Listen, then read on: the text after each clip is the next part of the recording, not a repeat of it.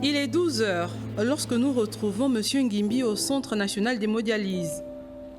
3 fois par semaine, il s'y rend pour une séance de dialyse qui dure près de 4 heures.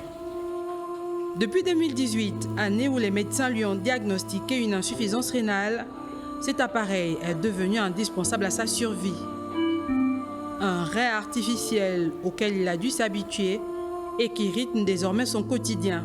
Bon, la vie, elle est quand même assez difficile. C'est des restrictions à faire dans l'alimentation, dans ce qu'on consomme. Par exemple, les boissons, on est obligé de limiter ce qu'on boit. Si vous prenez un jus, si vous prenez un bouillon, ou de vous arranger que ces liquides-là restent dans la fourchette de 1 dl. Un mode de vie auquel son employeur et sa famille ont dû adapter leur organisation. Personnellement, j'étais à l'intérieur du pays. Mon employeur a aménagé mon poste de travail, pour me permettre de faire mes séances de dialyse normalement. Et même la famille, les parents, qui connaissent ma condition. Bon, il n'y a pas d'empathie, mais ils m'ont quand même... on me laisse un peu en dehors de parfois certains soucis de famille. Et madame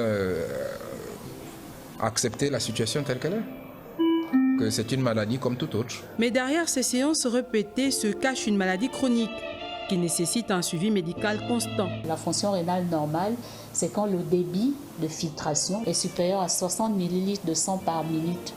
Donc on parle d'insuffisance rénale lorsque ce débit de filtration là est inférieur à 60 ml de sang par minute.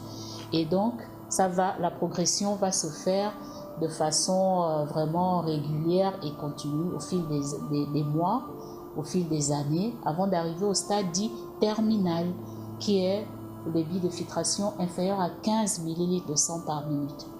À ce stade terminal, vu que les désordres vont s'installer dans l'organisme de la personne, parce que le rein ne filtre plus, donc il faut faire un rein artificiel.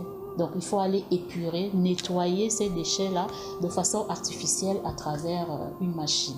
Comme M. Ngimbi, ils sont plusieurs centaines au Gabon à vivre au rythme de l'hémodialyse. Selon les spécialistes, plus de 600 patients suivent régulièrement ce traitement sur environ 2000 personnes atteintes de maladies rénales dans le pays.